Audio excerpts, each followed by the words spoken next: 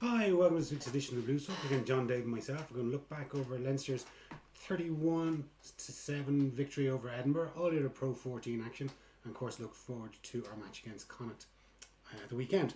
So, boys, 31-7, 5 tries, very emphatic victory against the old enemy, Edinburgh. Yeah, it was.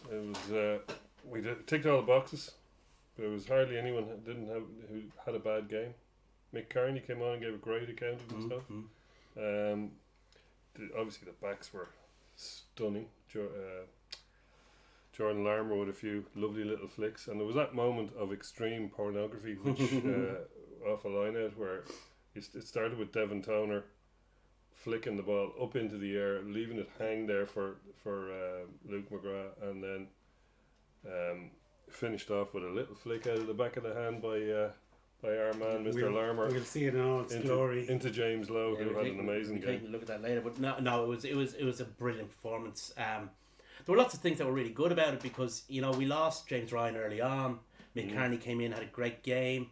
They were camped on our line for a long time, and we still managed to hold them out. What was it, 35, 37 phases, yeah. something like that, and we held them out. Against a team that's a pretty good team, Edinburgh, and they're a Very huge good, team. Yeah, I couldn't believe how big they were. Yeah, physically massive team. They really are. But big isn't good, and big isn't. That's true. You have to be good at rugby too. As you have to be good at the rugby as well. They went very clever. Like you saw the possession in that sequence of 37 phases, and as you said off air, John, there was backs out there sunning themselves. Yeah. Not getting shy of the ball. They were doing their hair, waiting for that ball out there, and nothing. Well, they're trying to go for a good helping of neeps and tatties, but I don't know. I mean, Edinburgh are a much better side than they used to be. They're not as good as they were before that, but they're still a decent side. So they got to the playoffs last season. Yeah. They beat my Munster, and I think like Cockrell, when he was interviewed after, he said, "Well, we might have tried to hype up our expectations, but that's where we are in our stage of progression." But like they've lost 3 of their opening 4 games. They're still far from being. They're below Zebre in the table at the moment. So they haven't leapfrogged Glasgow yet as the number 1 Scottish team, regardless of whether they might finish higher on the table than them and qualify for qualification. They're still not as good as Glasgow, all things considered. True. There's a bit of a couple of caveats. One is they didn't put out their top team. They rested a fair few. They still had some. It's becoming a bit of a reoccurring theme, isn't it? Like every team seems to be doing it now. They said they had 7 internationals in the pack, which is pretty good. But yeah, it wasn't a full team. Also, they did what a lot of teams do when they come to the RDS. They came to spoil. Like they didn't come to flash the ball around, as was evidenced by their 37 phases on the line. They came to give a good account of themselves in terms of being muscular and physical and all of that. But they didn't come to show any flair or expose themselves in any way.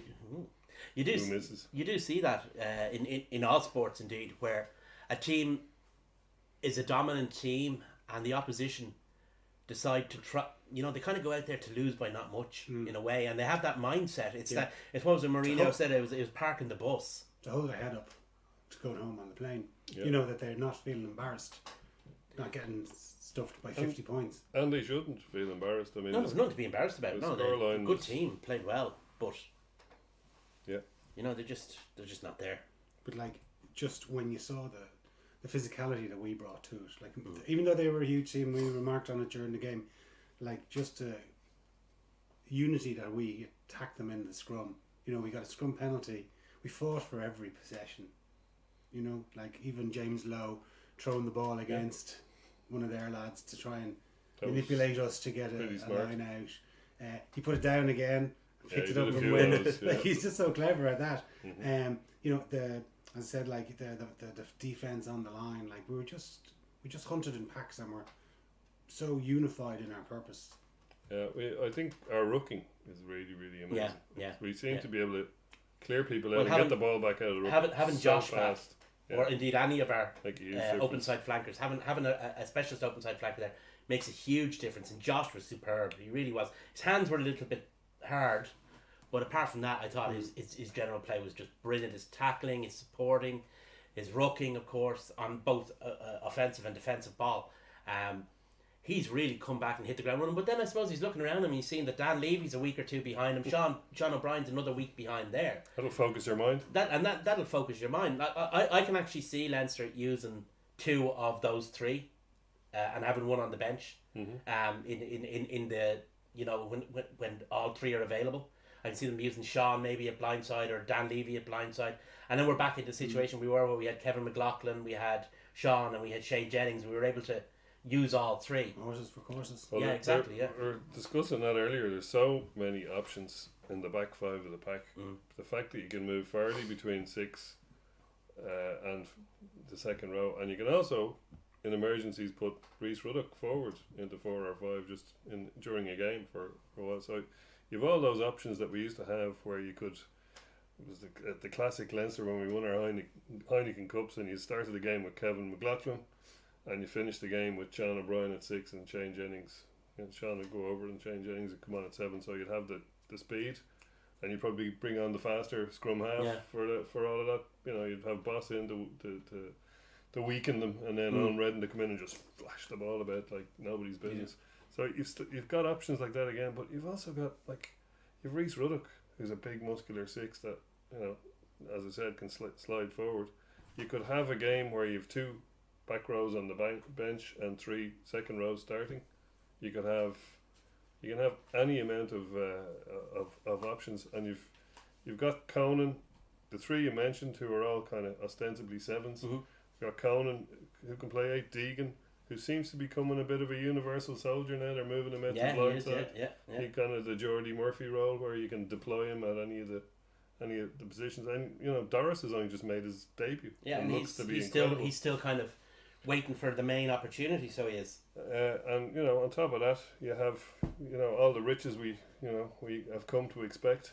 Yeah. So it's outrageous what we can do if everyone's outrageous. Fit. Outrageous. As a former denizen of the terrace used to say. Yeah. Well, it was outrageous that no forward scored a try, Dave. Outrageous, but not unexpected. Well, we got 5 lovely ones. We got 5 lovely ones. Do you want to roll it there, Colette? Yeah, I will. Okay, we'll go with our first one. This was Dave, wasn't it? Yeah, I think our forwards contributed strongly to this. Very strongly. Yeah.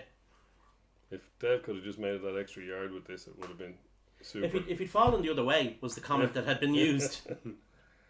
He nearly could have rolled over there and just reached out a hand and done it. But he's again, all about the team, that guy. Who do you want in that position? Only Fergus. Yeah. But you see where he came from. He was. Oh yeah. He had to make up a lot of yards. He was obviously very hungry for it. There's other fellas in the back line getting a lot of plaudits recently.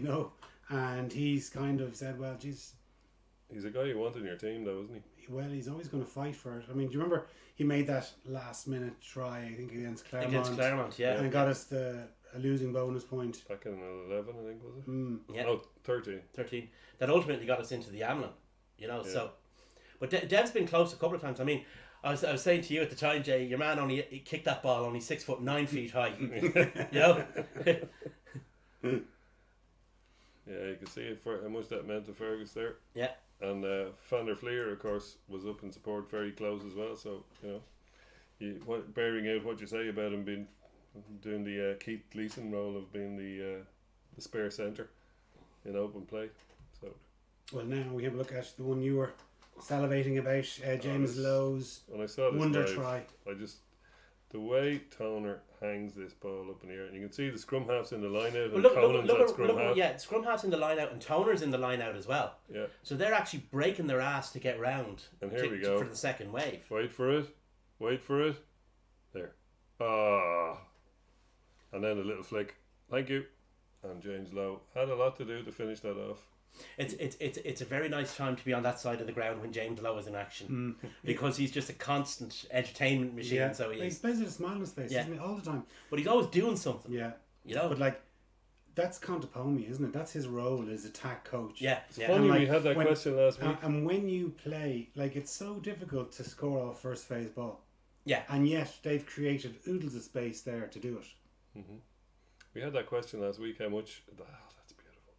How much does Contepomi do? And I was saying, is it a bit too early to tell? Every pundit nearly said, "Oh, you can see Felipe Contepomi's hands all over this team now." All of a sudden, But there's also an element as well that, apart from the guys who are involved, the guys who aren't involved have convinced Edinburgh that they are involved. Yeah. That's really, But really look important. how many pairs of hands that ball goes through. Yeah. Yeah. And not one of those players was tackled. No. Everyone no. is passing just as they're about to be tackled. Yeah. Yeah. You know? Perfect. But if you're running dummy lines or running decoy lines, you have to convince the opposition that you're actually not running a decoy, that you're running the real thing, because otherwise it just doesn't work. Yeah. Yeah, and Larmer decided he made one, he might as well score one. Yeah. So for the third try. Cut loose. All about the feet again. He really does have dancing Is, feet, doesn't is he? this the one with the beautiful pass from Henshaw in it? Yes. Yes. That was another thing of beauty. I think it's just about here. Yeah. Yeah. That was it. Now he had a lot to do as well. He did. But your man at 13 wasn't the most committed I've ever seen in my life. He was probably just frustrated at these dancing feet coming at him. Dancing feet can do that to you, though. You know. You get so wary, you see. I always mention Georgie Best. If you don't know if a guy's going to step on your outside or step on your inside, Yeah. you end up, The just hips. standing there like He like could a embarrass statue. you. The Like, hips that's the thing. frequently lie. He can just embarrass you, that fella. I mean, it is. I mean, there's a couple of great dummy lines here as well. You know, Ringrose That's there right. one's a good one. He actually banged into Sexton on the way over. Yeah. But it has to be said, like, I mean, it's not just Larmer. I mean, Larmer's obviously an extreme example of good footwork. But the entire Leinster team, their footwork. If you look at somebody like, say, Jack Conan. Jack Conan is He's brilliant. great footwork, Is yeah. brilliant when he comes into contact, because he always Gets does. the extra bit in. Even guys like Keane Healy doing it. You've got even Devin Toner doing it. And that, because you're taking the tackle on your terms, means you can do the offload, the guy can't get a lock on the ball, all these kind of things. I mean, Joe Schmidt said he made Leinster the best passing team in Europe. I think between Lancaster and Cullen, Leinster are the team with the best footwork in Europe. Certainly are, yeah. So then we bring on Mr. Grumpy. Scored the bonus point try. He was having a go when he was coming off. He didn't seem to be happy being subbed off. I could see what he said from his lip. I could lip read what he said to the ref, and it wasn't particularly nice. You know, it was a stupid thing to say to a ref. Now I don't think the ref could hear him, but you could. Anyone who looked back at the footage. What was the context of it? I didn't see, because it was after he took the conversion. The ref had obviously said something to him. I think he was exercised about a missed conversion earlier, or a missed penalty that he didn't think was missed because Okay. he was going on about that for a fair bit. Well, what I saw him say was a stupid thing to say to any referee, and if he says it and the ref hears him, he'll be in trouble. And also, anybody who looks back at that footage will be looking out for any ref, or all of the refs when they get together will be saying, that guy gives you any lip. Yeah. I think he's they're well making used. a I think they're reputation well for used himself. to Johnny's. But after he, But there's another brilliant dummy line on this. So there is. If you watch it, there's a fantastic dummy line.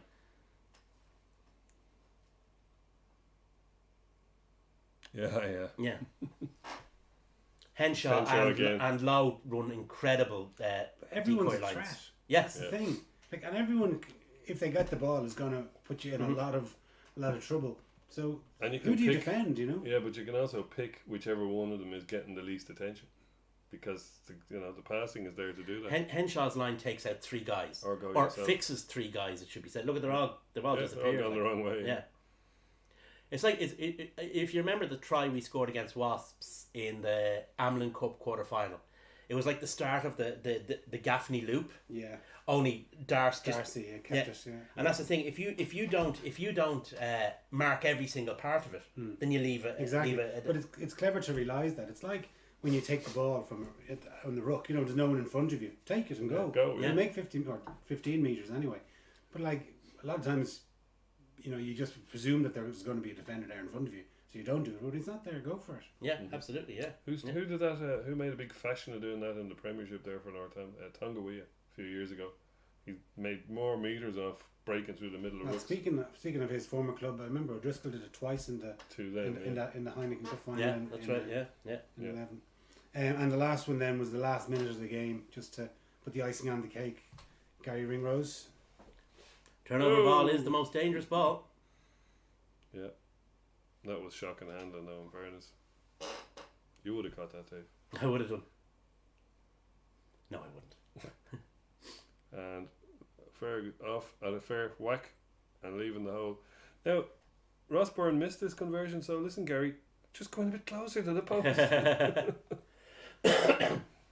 Well, Yeah, who cared at that? It was a lethal strike, wasn't it? Mm-hmm. Ross Byrne certainly took his time for the conversion, so that he wouldn't have time to kick off. Well, it was nice to win 31-7 against a very committed Edinburgh team, who, as we said, didn't disgrace themselves in any way. A few bits of shonky handling, like we just saw, but And they did. I mean, it does have to be said that wasn't a full strength Edinburgh side. No. They had made changes, and not a lovely bit of hands there from Ferguson. It looks simple, but just Has to be done. still got to Yeah. do it. Yeah, that's it. But well, one thing that obviously is a bit of concern is the two HIAs that we suffered. Dan Levy got a nasty elbow to the cheek Red card. and Yeah. a red card, and then Ryan went off as well fairly early. Yeah. With another didn't head see- knock. I looked back at that and I didn't see where it had happened or what. It must have happened a bit before because they showed just the preceding phase before he was being looked at, and there was nothing. He wasn't hurt. He was barely touched by anyone, so he must have been walking around with it for a few seconds anyway. he did get back up and get back into the line, and then when the play stopped again, they hauled him. But it's Well, It's he's- bigger fish to fry. He's in the next 21, few weeks, 22. Yeah. You don't We've want. We've got 4 fairly big games coming up, and then we've got obviously the November internationals. yeah, and he may well know he's not playing this weekend for all we know. Well, I'd say I'd say they're going to rotate around. Yeah. Like, well, we'll Well, come to Ferdy's that. going to be We'll come back. to that in the second part of the show. But good old crowd though on Saturday evening. Yeah, well, It was over 13 and a half. Yeah. Yeah, it was a good crowd. And where our terrace was very full, like It was, we're on yeah. the small terrace, on the southern terrace, if you like. Mm-hmm. And it was full, and it was raucous, and there was good buzz there in the ground. I think if you have a big defensive stand like Leinster had, and then you repel it, that increases the Yeah. atmosphere Yeah, every of time. course, I always think that acts as a No, real injector for I the I crowd. watched the highlights of our game, and there was like a huge amount of noise during those 37 Yeah. phases. Mm. Like the crowd really got into it, and I suppose, as you say, it kind of unifies everyone in it. Were there a lot more people there last week for the Dragons? I don't know. I think there there was. were. I think there might have been. I think there might have been. It certainly looked more in the north and south stands, but still 13,000 is. We're nearly up near that in season tickets though. We're Yeah, over well, 12 and a half they say we anyway. have 12 and a half, which is that's the capacity of season tickets in terms of Getting there anyway. Yeah. you have to keep some back for various other things. So I'd say that's pretty much all you can sell, and there seems to be just in terms of not so much hearsay as say. When you're walking around the ground looks fuller this year than it has done in the last year or two. Yeah. Well, like we're Um, double champions, If we Yeah, can't you add fill a the bit of ground, silver. as You it's- add a bit of silverware. It does make a big difference. And we'll see how we go with the Munster game, because that's obviously the big clash. yeah. Yeah, we wonder what ticket sales are like. I didn't hear. I haven't heard at all. I haven't seen anything about it, but I have We'll have my a look tickets, so next I'm week. alright. Well, I suppose we just review some of the other results from round 4. Ulster, your beloved Ulster, Dave. The land of my forefathers and 5 mothers. They had a draw with the Cheetahs. You watched it. You were impressed with the standards? Cracking game of rugby. It really was. It was end to end. So, 39 all. That's 78 points. Yeah. In one match, and most of it was tries. And there were good tries. It was. If you were a defensive coach, you'd be pulling your hair out. Did Ulster get 3 points? Yeah. Ulster got 3 points. Both yeah, teams got yeah. 3 Both teams got points. 3 points. Yeah. It was a really, really exciting game, and of course had that bit of drama at the end. Ulster were down 7. They got a try with the clock in the red, not quite on the touchline, but near enough to it. And Billy Burns knocks over the conversion, so it was a real nail biter. So it was a great game of rugby. Really, really enjoyed it. Do you think he and Carty are? We'll come to the Munsters match, but obviously with say Sexton's going to play in possibly 3 of the autumn internationals. There's going to be maybe the USA match. They're going to pick another there. I wonder who's going to start it out. If you think say Carty's playing well at the moment for Connacht, your friend up in Ulster, Billy Burns. Billy Burns. Well, I don't think Joe Schmidt has any choice in the matter. He has to go with Carty. Doesn't he though? Why does Well, he? he's nailed his flag. He's Ah, nailed no, that flag to the mast. He said he wants. I don't agree with you. I think he's given him an opportunity to get game time, which he needs. He Yeah. needs game. If he wants to play 10 and he needs opportunity, he's got his opportunity. Whether he takes it or not, Yeah. it's up to him, Dave. There's no kind of. He's not cocooned to say, "Oh, you're definitely going to be my reserve." Well, if you look at When form comes into it, he's not. Well, there you go. I mean, but like he played great in the previous game. He was poor last weekend. Yeah. if you look at the period just post David Humphries retiring, and the depth we had at 10, like what's that? In 06, 07 he retired. Yeah, he It was didn't go to the 06. World Cup, so 06, yeah. So That's why Eddie, There was if you running remember, like- it was controversial. Eddie O'Sullivan said he was going to go to the World Cup, and then he was saying, "No, I'm not." And Eddie O'Sullivan was saying, "Yes, you are."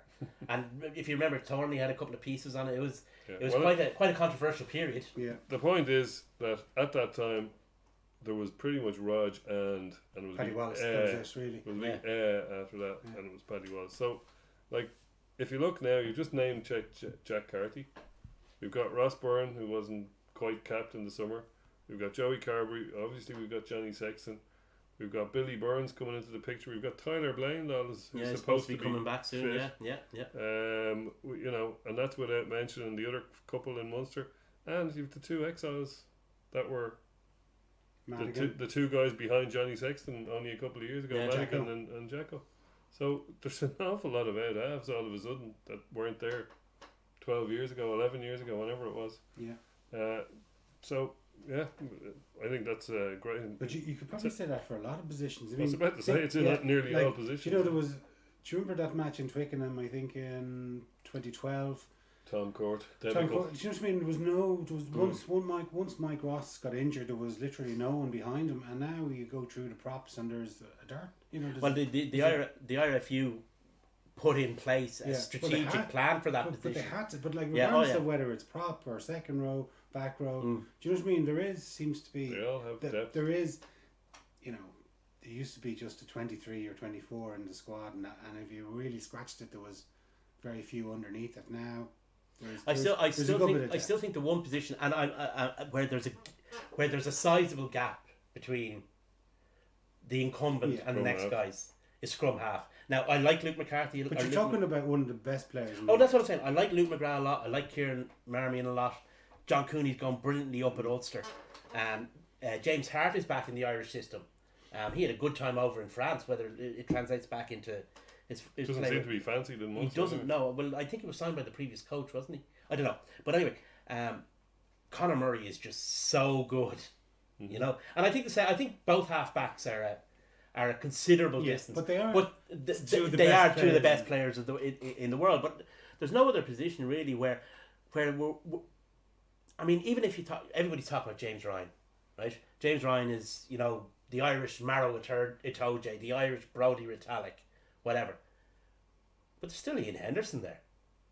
Oh, yeah. Ian Henderson's a brilliant player. You've got Devin Toner there as well. Tyke Byrne, Tyke Byrne. There's- You've got Jean Klein comes on stream when end of this just year, before the World Cup. just before the World Cup. So it's and on top of that, you've got guys who are actually going well up in Ulster, guys like Alan O'Connor and that who went to Australia.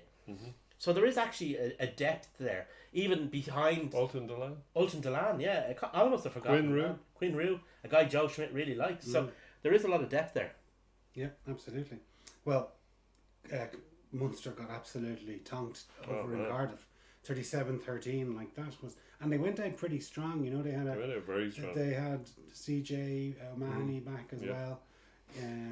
CJ Conway- was very quiet. like, they didn't- First game back syndrome there for They him. didn't score for an hour. Like they looked, they were matching them. Conway got a couple of tries.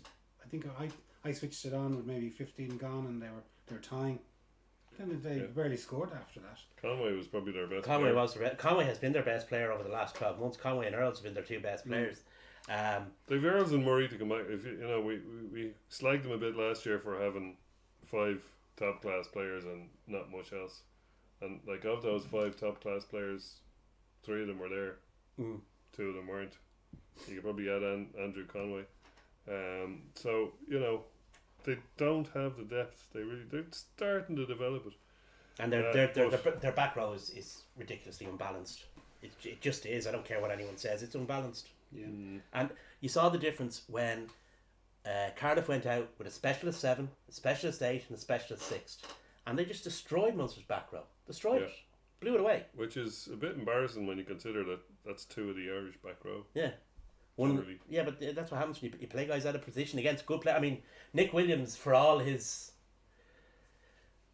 the baggage that came with him in the older days, was always a good number 8. He's powerful. You know, he's a good footballer as well. You know, he's He good might feet. have had a point to prove as well. Yeah. You know, it does happen. Well, yeah, I think People are just human and they don't have a good experience. in fairness, I think he proved it a couple of times already I'm sure he has. against Munster. I think. Absolutely. Yeah. Yeah. For Ulster and for Cardiff. Yeah. Glasgow beaten by the Kings. It was probably the surprise result Yeah. of the weekend. That was the big one. 38-28 down in Port Elizabeth. The No, shittest. not just the surprise. That's probably the surprise result of the season thus far. I Yeah. think, or the world. Excuse me, worldwide. Played in the Nelson Bay Arena, not stadium, arena. Change Yeah, name. No. That was a tiny little. It was the ground next door. Oh, right, okay. It was like the back pitch of Lansdowne. Oh, right. Well, there was a stand there, and And there was nobody in it as it was. Well, Well, it on holds it, about, the big stadium holds about 50 or 60. Yeah. Well, this looks like it holds about 5,000. And Yeah. it's Well, empty. probably. Yeah.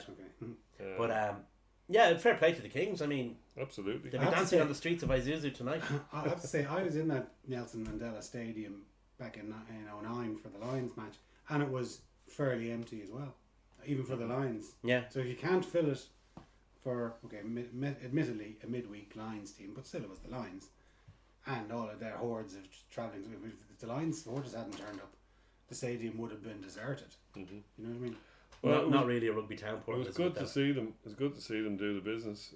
Both the South African teams were winless. Okay, the Cheetahs didn't win, but they gave a good account of themselves, and they were a dodgy conversion, not dodgy, but a hard conversion, difficult conversion away from a actually victory. winning the game with a bonus point win. And So- the Free State Cheetahs weren't playing in the Currie Cup last weekend, which may have had something to do with it. Yeah, Can they sub up players? Yeah. Yeah, they can. Connacht had a great win against Scarlets. that was really good. Yeah. Yeah. Remember last week I said, Connacht, please, can you take points off the Scarlets? And they did. They took them all. Thank you very much, Connacht. They heard your Jim will fix it letter. Yeah, absolutely. I sat on his knee. Less said about it, the better. Yes, indeed. Their season's been up and down. Like they've lost 2-1-2. They were narrowly beaten by Glasgow. They should have won that game, the opening game at the start of the season. But I suppose this was a game that they might, or traditionally they would have lost. You know, when it was nip and tuck Yeah. with 20 minutes to go. Against a good side. I think against a good side, they would have just fallen away. Obviously, they have Bundy back. They have Marmion great. back in. Bundy was superb, I have to say. Carty, I was going to call him Dan Carty, but Carty. Dan Carty. Dan Cartier. Carty, I thought controlled that game really, really well. Yeah, he's good. It took him. He's really coming into his own now. He's been there. He's been first choice for maybe. He's 26 now. Yeah, but he's been first choice in Connacht for maybe 2.5 years. But he's really beginning to Motor. own the jersey, if you like. Didn't they sign an Aussie guy, an out half? Well, no, Or is he a centre? they signed Centre. they signed a Aussie guy. 5'8". Right. He plays first or second 5'8". Godwin. Carl Godwin. Carl Godwin, a very good player. It has to be said, a very very good player, and has played well for Connacht when he's played at centre for them actually. Either with He's there to cover Bundy's Ireland oh yeah, escapades. absolutely, yeah. You would have thought.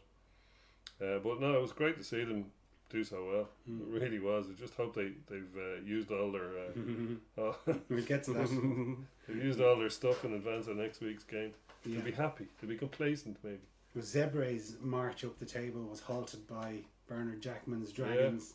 I suppose it might have been. What I'm saying, like I know Jackman has got the backing of the WRU and all that, but I think He they was would have. playing for his. He would have. Well, I think he would have come under severe pressure if they were beaten at home to Zebra. Oh yeah, I'd say that. Right? But I'd also say Zebra did what a lot of, like we were talking earlier. They picked a team to go away. You know, kind of a way that they. But you would have said that Zebra, if they were looking at their fixture list, target that one. Yeah. that might be one that they could target. Yeah, I think It might be easier to win in Newport than it is in Dublin. I'd say so, but I think they're probably targeting home games. I think Well, that's- for sure. that's the big But I'm thing. just saying, like, you can't lose every one of your away games. Oh no, you can't. Well, Yeah. unless you're in France. Well, true. Well, I just looked at I didn't see the game, but I looked at the scoreline, and I looked at the fact that nobody scored after I think 42 minutes. So it wasn't a thriller. Oh my That's I decided not to watch it based on that. You would have retired to the bar, wouldn't you, underneath the stand? If that Would have been out in the Dodger. Yeah. Well, the final game was the Ospreys beating Treviso. I didn't see anything of It was that. 27-10. So like that leaves the tables now. Pool A, Glasgow are leading it on 15 points with 3 wins from 4.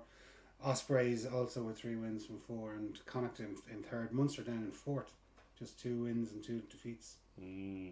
Oh, minus. Our pool, we're top of the table, 16 points. Ulster behind us on 1, Scarlets on 10 below us. So Yeah. starting to be a little bit of a Also behind us on 1. sorry, No, on 1 1 point behind behind us. us. Oh, 1 point behind us. I was thinking. No, they've got 15. Yeah. Yeah, so we're They've actually got a better record than us. They've got three wins and a draw, but they Yeah. still have the same bonus points. Yeah. yeah. Well, it looks a bit shaky now for Munster. They're at home this weekend out to Ulster, aren't they? Yeah. Yeah. So yeah, that's not quite so bad. If they had to go to Ravenhill on the back of those results, it wouldn't have been so pretty. But Ulster go down there fired up and do a job.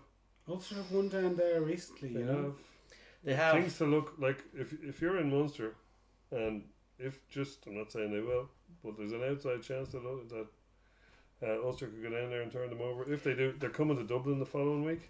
Ulster still are. It's Their front row is still not looking soft. good for them.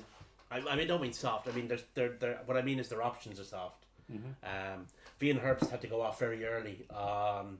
Marty Moore hasn't featured yet. Marty Moore hasn't featured yet. I'd say they're still filling him full of Slim Fast. I had an interview with Cooney, and he said Marty Moore kind of, because he knew him from his Leinster days, and he basically said that he was training his nuts off because he got the nod he was coming to Ulster fairly early on in his in the summer. during the summer During during previous season. Yeah. And he said he was really working his nuts off getting in shape because he was actually staying with Cooney Up there. until he Good to hear. got sorted. You know, I mean, for Ulster's sake, I hope they get him because a fit Marty Moore He's a fair weapon. is an international squad member. I mean, it's as simple as that. If he's fit, he's on that level. The question is getting him fit, and they need him because, as I say, Herb's carrying an injury. I don't know if he's all that great anyway. He's not international level. I don't think he's qualified for Ireland now, but I don't think he's ever going to get a cap there with the option. So I'd be very surprised if he did. They're strong at hooker, and he's way good enough for the Pro 14. But oh yeah. Is Rodney still there? no, Rodney's Still there. Oh, No, is he Rodney's still still there. Yeah, Okay. yeah. I haven't seen him either. He's eating everything Marty Moore left behind.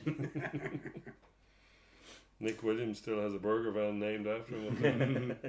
Well, we look forward to the next round of fixtures. Before we get to our game, we'll just go through them really quickly. Cardiff take on the Cheetahs. I said it's a home win for for Cardiff. Cardiff there. I have to think so. it's in the Arms Park, is It it? is, yeah. Mm. No, then you'd have to say it's Yeah. a home win for Edinburgh Treviso. Edinburgh. Inside the home team is going to be first. All right. Yeah. Well, then you'd have to fancy Edinburgh for that. Actually, all the matches last targeting weekend were home wins. Yeah. Not except a draw for Ulster. Mhm. Zebra Ospreys. Ooh. Maybe that's why Ooh. Zebre sent over a weak team to prepare entirely for this match because Ospreys aren't going that well. No. Could be Question is interesting. what kind of side Ospreys send. I don't know if they'll send a weak team because there's points of begging for this in this one, so it'll Yeah. be interesting to see how they go. Yeah, I'd say Ospreys will be well up for that now. Scarlets Kings. Poor Kings. Yeah, They're going to be brought back down. yeah, off I'd the say pedestal. Scarlets are going to work out some frustration on them. And Glasgow Dragons. Similar. Yeah, same. Bernard Jackman's job will be drifting back into Into danger. into the danger zone again. Finally, Munster. Well, before we get to our game, Munster Ulster. Yeah, well, as we discussed, if Ulster go down there fully loaded and turn them over, Munster are in a very dark place. However, You think if both teams are fully I don't- loaded and I both don't teams see it play happening. well, then you'd fancy Munster to win it. yeah, I don't see like if Munster and Ulster played in Thomond Park 10 times, I don't see Ulster winning 3 of them. Yeah. You know, so I was going to go with 8.5 for Munster. well, there you go. I was going 7.5. So yeah, I don't see it, but it is always a possibility. And if they're caught napping, and if they come out a bit complacent or anything like that, there could easily be taken out of it. And Yeah. it's just kind of put them in a shit place, which is probably where we want them the following week. But but overall, like, a strong Munster is probably good for Ireland, good for all the other provinces in Ireland at the end of the day. Might keep their hands off our players. Right, so moving towards our game against Connacht, then we were murdered last season down there. Annihilated. 47-10. Marmalised. Even John Muldoon, well, I suppose it was a nice way for him to say talk. He did, however, take the conversion, which I have to say I don't care. No, I don't. Wouldn't bother I me. think I do think players get irked about But that. I think that Leinster, Keane Healy said Yeah, he but I didn't think- like it. I don't really think they are, but I think they're kind of building it up that it is a bit insulting, just as a bit of an extra motivational factor. Doing a bit of a kidney dressing room wall job. Yeah, I think so. Look, at the end of the... Because I mean, it's John Muldoon played for 15 years. Like, geez, exactly what I was that's going to saying- say. As a supporter of Irish rugby, or indeed even Celtic rugby, John Muldoon's been a hell of a servant. If the last thing he does on the pitch is take a conversion, then let him take a bloody conversion. Consider, Absolutely. wasn't that, if he gets this conversion to win it, Yeah. like it was 47-10. Yeah. You know what I mean? It was, if he had missed it, if he got it, if he had have, it made no significant difference to the result or anything like that of the game, or even points difference, like, It was a good night in Galway, and it was, it wouldn't begrudge John Muldoon having a good send off. John Muldoon's At one the of the players, non-Leinster players, Heart on his I've sleeve most kind admired. of a guy, over the existence of the Celtic League. So, but having said that, I do know that sometimes you see players do get irked by what they perceive as a lack of respect.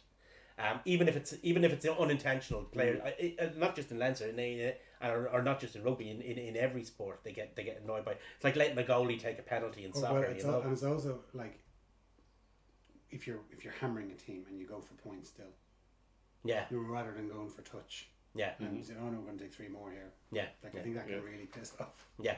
the teams. Yeah, but I think I just thought when I read Healy's little interview, It's something they're using. I just thought that they were using it as a kind of a no complacency, lads, and these lads took it to us last season. It'd be interesting to see what kind of a team they put out. What kind of a team all of us put out.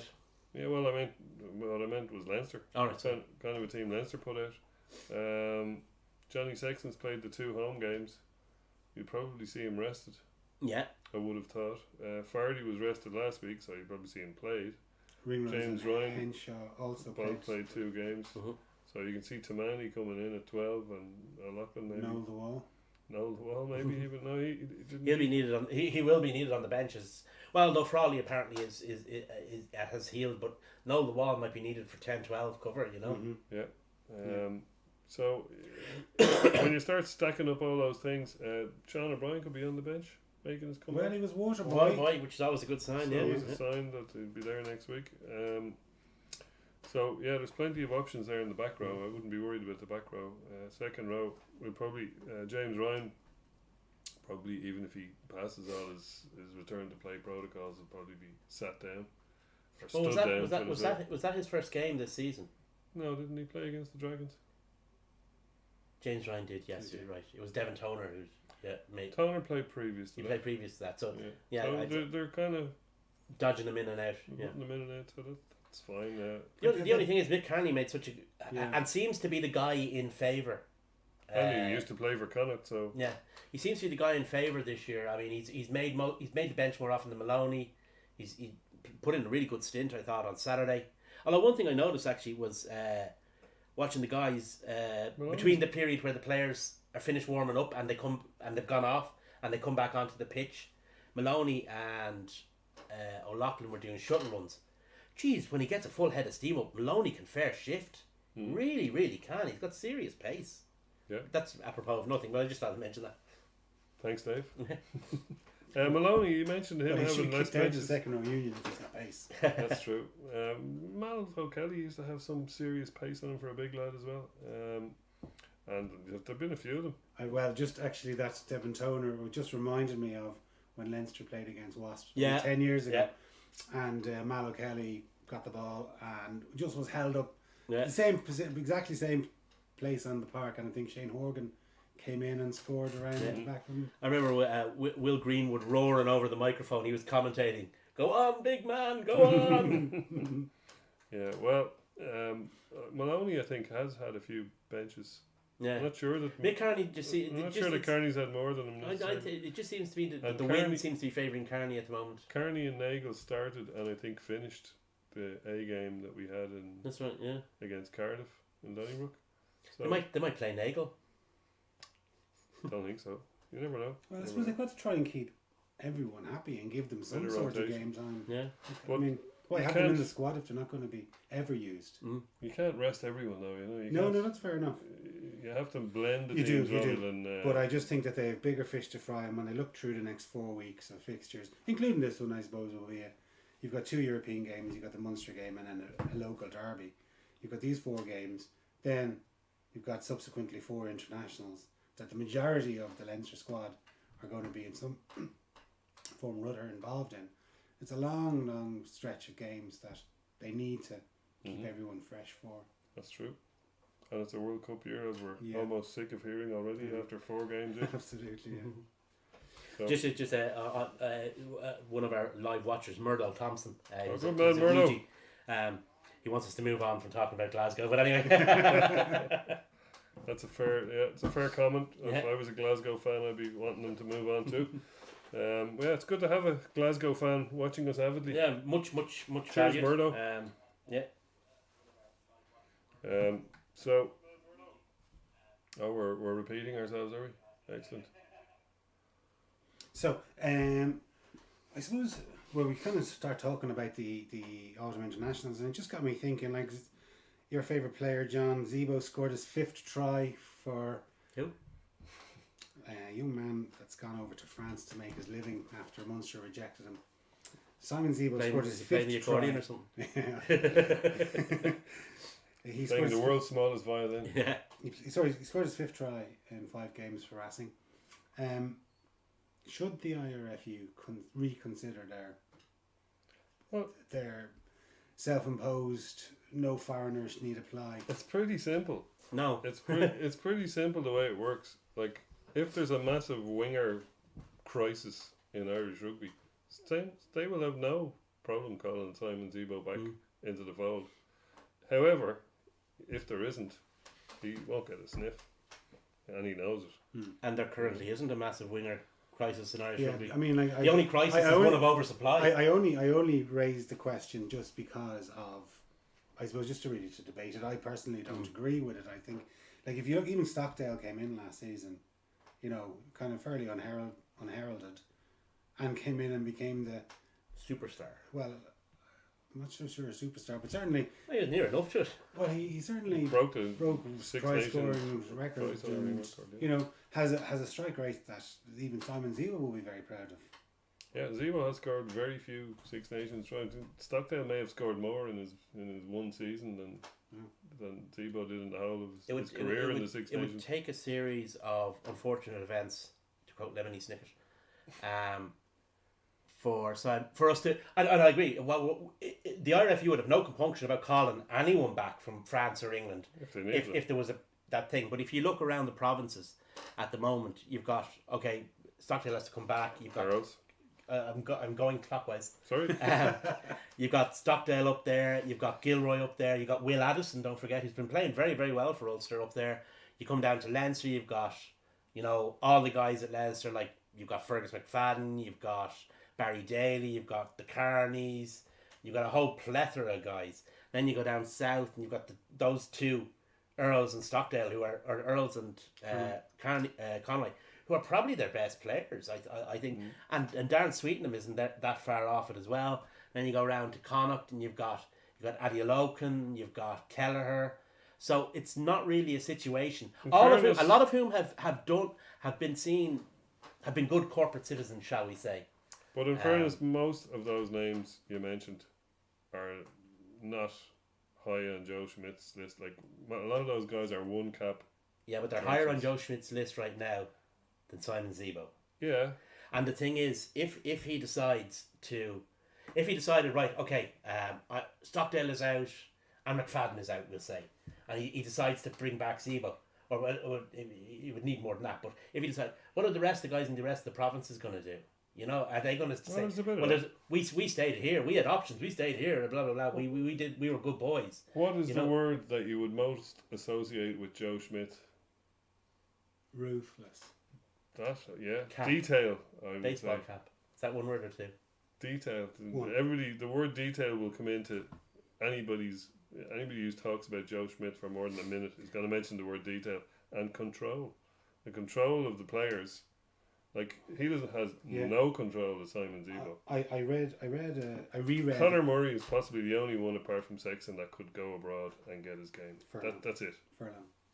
Okay, Furlong. Well, I reread an interview that I heard or that I saw on Schmidt just leading up to the Six Nations last year, and the big talking point was obviously Zebo was going and was kind of dropped from the squad, and the other one was Ty Byrne, and he was adamant there was no way Ty Byrne was getting into his squad, even though he was pulling up trees in the European Cup and in the league. Because he's no control. Because he's no control. He says, well, I'd bring him in and then I'd have to let him go for a couple. Like, even though the Six Yeah. Nations shuts down pretty much the entire Pro 14 because obviously the Welsh teams are involved in it, I wouldn't have him at my fingertips every minute of the... Yeah, well, that is part of Now, it. That I'm is sure he was using this as an excuse because clearly the IRFU don't want to start picking players from abroad in case it gives someone the idea, oh, I could still get picked if I went off and played for Harlequins or Scarlets or whoever. I mean, you look at it, the moment Ty Byrne signed for Munster and his career at his time at Scarlets was up, he was in an Irish squad. Yeah. Will Addison, over in Australia, signs for Ulster, straight into training with the Irish squad.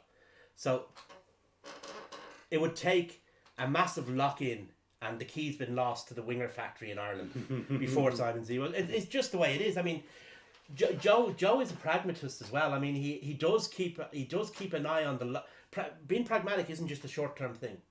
You do have to look at the longer game. Now, admittedly, maybe he's thinking, well, my longer game is up come the end of the World Cup, but I don't think that's the way he's thinking. I think he is still going to. He hasn't said whether he's staying or going. No, after the World Cup. even if he might stay. the way Joe Schmidt is such a professional, he will keep planning for Ireland beyond the World Cup, even if he knows he's not going to be there, because that's the professional thing to do. That's true. But I think he learned his bitter lesson with Johnny Sexton, like the pain of that, escapade where But he like was in 2 years in Western Metro. Sexton being interviewed after the Pro 14 final, Pro 12 final, saying, I don't even know why I'm leaving. Yeah. Like, do you know what I mean? He's sitting there with the trophy and a bottle of champagne and he's gone, I don't even know why I'm leaving. So his heart clearly wasn't fully in it. No. Whereas Simon has cultural things there with his dad and all the rest of it, and he always has expressed a desire to go and play in Fair France. play to him. No, fair play more to him. look to him. Yeah, absolutely. I'm not. That's his own decision that he wants to make. But I just think you've got, and also you're dealing with one of the best players in the world in a position that Ireland didn't have a huge amount of depth in. Mm-hmm. Whereas, as you pointed out, Dave, there's probably 5 or 6 other wingers around the country that could fit into Simon Zebo's boots reasonably well. I mean, we even forgot Darren Munster. I mean, there's England's Mike Halley there as well. Yes, exactly. I I mean, thought I was surprised you didn't mention Yeah, him. well, and I did mention Sweetenham, but England's Mike Halley is there. Former hurler, you should Yes, say. yeah. Cork's Darren Sweetenham. But England's Mike Halley is there as well. And he's been a regular starter for Munster. It'd be interesting to see actually if he starts the Interpros, because that'll be kind of an idea of the Shop window. of the thing, or because they played strangely. I thought. I mean, they put Hanrahan there last week, and funny enough, the best thing that Joey Carberry did was almost traditional full back play. Yes, on broken Yeah, play. Yeah. He was stuck And at the back. when he for- when he scored that great try against the Ospreys, now admittedly against a very weakened Ospreys, but still he had to do it. Yeah. He kind of came from very deep to collect that kick. He was well in the backfield, more of a traditional back three player's position than an out half dropping back to cover. But he still was a broken field and managed to beat 3 defenders and score. Yeah, because I mean, I think if you've got Joey Carberry with all that vision in front of him, I think that's more dangerous than Joey Carberry standing outside of number 9. Yeah, but if he gets played there for Munster, Joe Schmidt won't be happy. So The reason he's there is to play 10. Yeah, yeah. I'd say Leo Cullen won't be happy. No Leinster fan will be particularly happy. But anyway, I'd be more worried about him at 15 than at him about 10 if we were playing if it was the Aviva. yeah, he's a bit more Carlos Spencer than Andrew Martins. He certainly Alright. is. There was a very interesting article about the RDS and about all of our games that have been played there in the Irish Times a couple of days ago. It was our 151st game in the RDS, Mm. and we've won 137. That's a ferocious strike rate. That's not bad when you consider we were beaten a few times by the Ospreys. I think 3 times by the Ospreys. Yeah. Twice yeah. in finals. That's 3 of them gone. We're beaten Twice by by Scarlets, once in a semi-final. yeah, Wasps. At least once, if not twice. Once. Definitely once anyway. London Like, Irish. you could once. nearly name them London Yeah. Irish when we were defending our first Heineken Cup in the opening game. You know you can go through them. Who else? Like Edinburgh have never won there, for example, as was stated. Ulster have won Munster once. beat us there as well. Munster beat us there. Munster Treviso beat us there. 18-0. Treviso obviously, and Glasgow have beaten us once. And Dragons. And Dragons. That's pretty much. We're nearly there. That's nearly all of them. Yeah. Scarlets, Munster in the World Cup, of Yeah. course. Yeah. Gave us a But shellac. it's been a great move.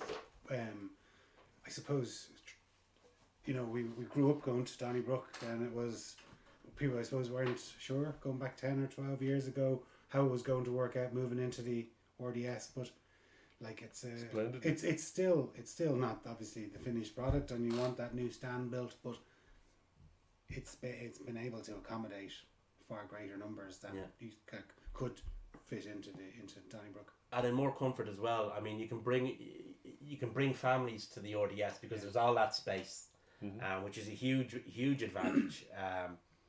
I know people. It's rickety and it's this and it's that and stuff, but there's a charm to the ground. I mean, it's not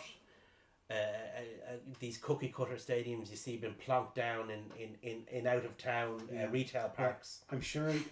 No, but I'm saying, I'm see sure. it. I'm sure Scarlets, we've No, all, no, but I we've mean, all been to Scarlets. Yeah. And it's in the middle of a, you know, there's a Industrial Woodies or a estate. B&Q beside it. It's, you know, people out late night shopping with their families, Yeah. coming out, and you're coming out of the stadium. It's kind of quite soulless. Yeah, and And- that wasn't. And if we've been to the previous incarnation of Straddy Park, which was Anything but soulless. yeah, but like it had, you know, it was there for 100 years. It was old and rickety. But it had character to it. It had 100 years of history. and a lot. And so, like my comment about cookie cutter out of state, that wasn't a dig at that's a dig at modern sports in general. You see it in football clubs. You see it in American football. A lot of like you see, and in baseball, fans are revolting against this kind of thing. They want to be back. It's one of the reasons why the MLS has done so well, because they've tried to have in-city grounds. That's been a kind of a corporate policy of the MLS. Grounds in cities are better. Lansdowne Road, or the Aviva, call it what you will, is a great ground because it's in the city. The Millennium Stadium is a great ground because it's in the city. Both those grounds are infinitely superior to Twickenham and Murrayfield, which aren't in the city. Or Stade Francais. Or Which is miles out. and Saint-Denis. I mean, that's... We were... if you're at the European Cup final this year, the San Mamés is in the city. I mean, you walk off the street into the stadium and you're nearly on the pitch. And it just enhances the whole atmosphere and environment and the match day feel and everything. Yeah. Yeah, absolutely. Indeed. But like I think it's just been a great move, and whoever Conor Hanratty has Conor Hanratty is the guy was the driver behind it, and obviously Dawson and the rest of the Leinster committee who ploughed in behind it. I think it was obviously because the easy option would have been to move all their matches to Lansdowne Road, which would have just replicated what Murrayfield is. Yeah. We would have been too small for even the old Lansdowne Road. I remember being there. They played a few games back in the. I remember playing Ospreys there, if you remember. And like 7,000 or 4,000 rattling around in it, and it just was ridiculous. Gloucester and 9 Cup. I think Well, even those Heineken Cup games, they did get bigger crowds. They might have got 15, 20,000 at some of them, but some of the old Celtic League matches, there was 4,000, 5,000 on a Good Friday. I remember, and people trying to get into Lansdowne Bar, Wanderers Bar, looking for pints and stuff. But which bar did you go into, Jason? I went into the Chaps. You went into the chat. Oh, you're such a traitor. Both ways. I know. Well, You were just mentioned, John, off air, that the World Rugby have brought out a new competition. Well, they're floating They're it. floating it to rival the Nations Cup in that UEFA have launched with Nations League. Into league, sorry, with such success recently. Well, it's supposed to be the top 12 seeds in World Rugby playing in November with the final on the 1st of December. So it's four groups. They play 3 matches, I think, in each group, and then there's a semi-final, 2 semi-finals and a final. It's a bizarre one, whether it's going to float or not, but that's what's supposed to be replacing. Because don't forget, there's no autumn internationals next year, because it's the World Cup. So the following year is supposed to be the start of this competition. So in other words, this is the last autumn internationals coming. Is there not Possibly. a danger that, because one of the things that's happened over the last couple of years is, I remember when I was younger, right?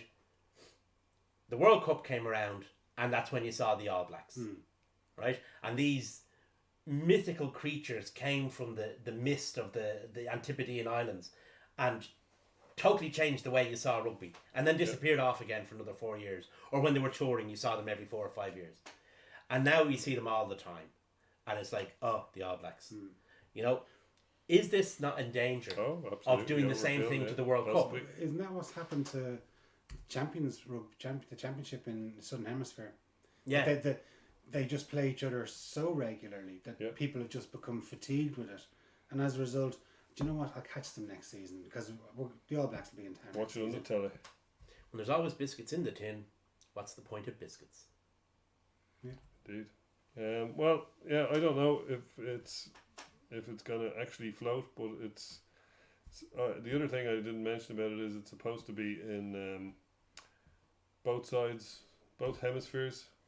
It's supposed to be in the Northern Hemisphere in 2020 and the Southern Hemisphere in the odd years. So we'll see if it actually comes to. So that's the IRB or World Rugby taking on the clubs, isn't it? More like, because they're basically saying, well, in November our players are going, and all the lads in Ireland are going to be travelling down to New Zealand or Southern Hemisphere countries and playing Australia, Argentina, I think and it's, what about Ireland? I think it's not so much a thing about the clubs. I think it's a thing about actually the unions, because the unions are beginning to organise these out of window games that are basically just cash grabs. But they need them, like. Well, I know they need them because they need the cash. So why not organise an actual competition, which is more likely to attract punters and TV money and sponsorship money than having what is basically a corporate, entertainment. Like it was great. Ireland beat New Zealand in Chicago, and it was brilliant and it was fantastic and all that. But it was basically just a corporate day out for AIG. So I think what they're trying to do is they're trying to do that, but bring it back into the fold of competitive rugby, and make those games more meaningful, a bit like UEFA trying to do with the Nations League. Because meaningless friendly, we know the phrase, "Oh, it's a meaningless friendly." Well, if you take the meaningless away, okay, it might still be a friendly, but there's an element of meaning to it. And if people pay more for competitive matches than they do for out of competition games, and I think that's what he's trying to do. Whether it's the right way to do it or not, I'm not sure, because I think that what it does do is it endangers the unique quality of the World Cup. Yeah, well, there's loads of different reasons you could object to it, and that's probably the biggest one. I don't want to object to it on principle. That's just something that comes to me. The idea of another rugby competition that pits the best against the best is fine by me. In theory. It just has to be. You just have to make sure you don't want to over egg the cake, like. Well, what they announced nearly 2 years ago now is the global calendar. The global calendar thing, where 10-year calendar. But this is part of it. But where they're going to have July as where the northern teams are going to visit the south, so they'll be moving our season forward a bit, starting it in the middle of September, and finishing at the end of June, and then you have a couple of weeks off before you go to. Well, that actually ties into French something. teams. No, it ties into something that I was talking to you earlier about the back row on Air Sport, which is a kind of It was presented by Murray Kinsella, and it has 2 journalists every week, and they talk about not necessarily Pro 14 rugby, but the rugby issues of the day. And this week, or the week just gone, it had Jerry Thornley and Keane Tracy, and they're talking about this thing. And one of the things that happened was World Rugby tried to clear the month of June because the International Players Association, Rugby Players Association, said our guys need a break. They need a break somewhere. So World Rugby kind of jiggled around the schedule. So the month of June was supposed to have no rugby in it, and then the Gallagher Premiership moved its knockouts into the month of June, and that kind of it just. I think to a certain extent you're right, Jay, when you say that they are trying to take on the clubs, but they're also trying to control the entire game, not just the clubs, but they're also trying to get stop the unions playing out of calendar game, out of window games as well, or less meaningful out of window games.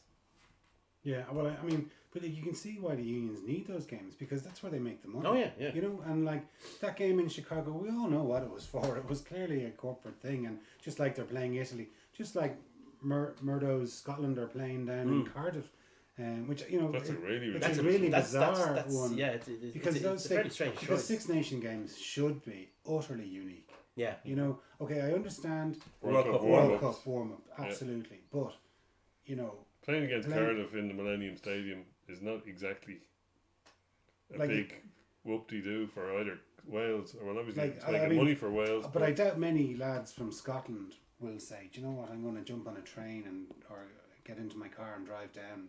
I don't see them queuing down the road for tickets for that one, to be perfectly It's honest. a fair drive too. But I mean, if you can raise the standard of what we call autumn internationals, what the Spring Southern tests. Hemisphere call the spring tests, if you can raise the quality of those, then maybe the teams and by raising the quality, you get more. Like I said before, you get more corporate investment, you get more television money.